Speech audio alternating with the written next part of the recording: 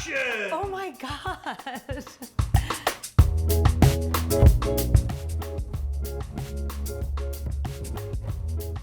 Today I'm going to show you how to make a thick cut fry board with 2 dipping sauces, Chipotle Mayo with homemade curried ketchup with garam masala. It's delicious. The sweet potato fries are going to be square cut, and I'm going to do a wedge cut for the russet potatoes. So you're going to go about 1/2 inch thick. Just be careful when you cut these because they are starchier, they are hard to cut, so you really want to make sure you have a stable base. See, look at that. It's a big fat fry. We're going to use a little bit of olive oil, kosher sea salt, black pepper. So I'm going to toss these sweet potato fries with a little bit of cinnamon. I think it's a really nice spice to toss sweet potatoes in. I'm going to use my hands, best tool in the kitchen.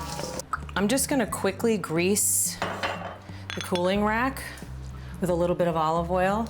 Cooling rack gives us a little space underneath the food that you're cooking, so the air gets under there. So you're really gonna get more of a 360. You could just put parchment paper down and you could roast this. They'll still be delicious.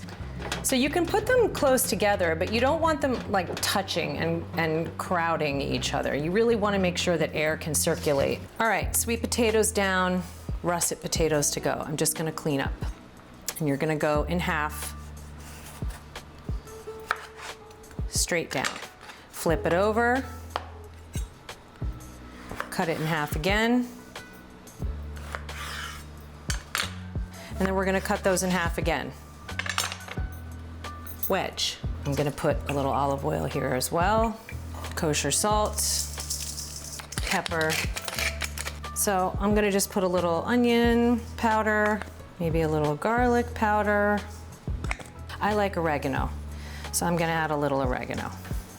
I also like smoked paprika on my potatoes.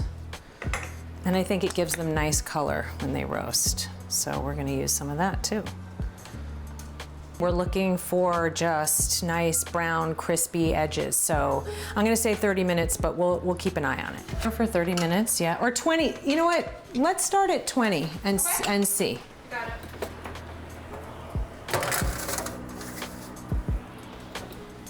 So while the fries are roasting in the oven, we're gonna make 2 different dipping sauces. First, we're gonna make a curried ketchup. The warmth of garam masala works well with ketchup because it's kind of sweet, and sweet potatoes, I just think it lends itself better to the dish, but if you have curry powder, it would be delicious.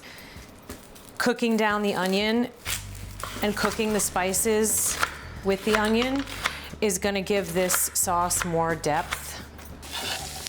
Get those in there. Gonna add a little bit of salt. Seasoning as we go, always. So I'm gonna use about 1 inch of ginger, fresh ginger. It will cook down better in the sauce if it's minced. All right, onions are looking exactly how we want them to look before I add in the ginger. They're soft, they're translucent. And now we're gonna add our garam masala, 3 teaspoons. Cooking this now, we wanna cook these spices in the oil so that they bloom, which is a fancy word for just open up. They'll release their oils and their flavors. Just a couple of minutes. My mini food processor.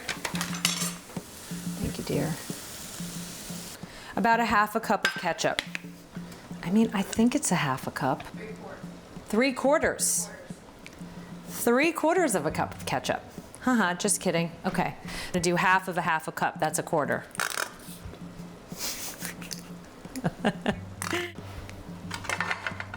Okay, 3/4 of a cup. We're gonna get our spiced onions in here. We get a teaspoon of Worcestershire sauce, a teaspoon of maple syrup, and now we blend. Okay, a little bit more maple syrup, so we're gonna go again. I think that's pretty good.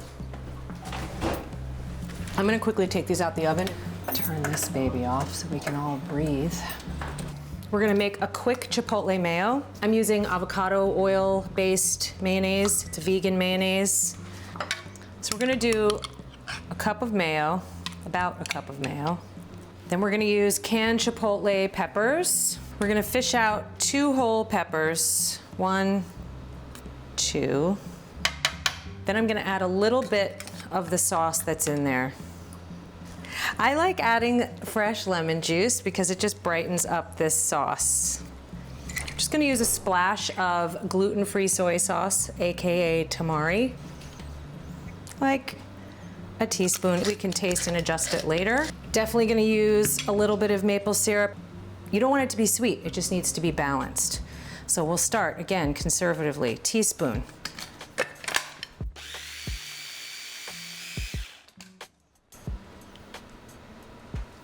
It's perfect.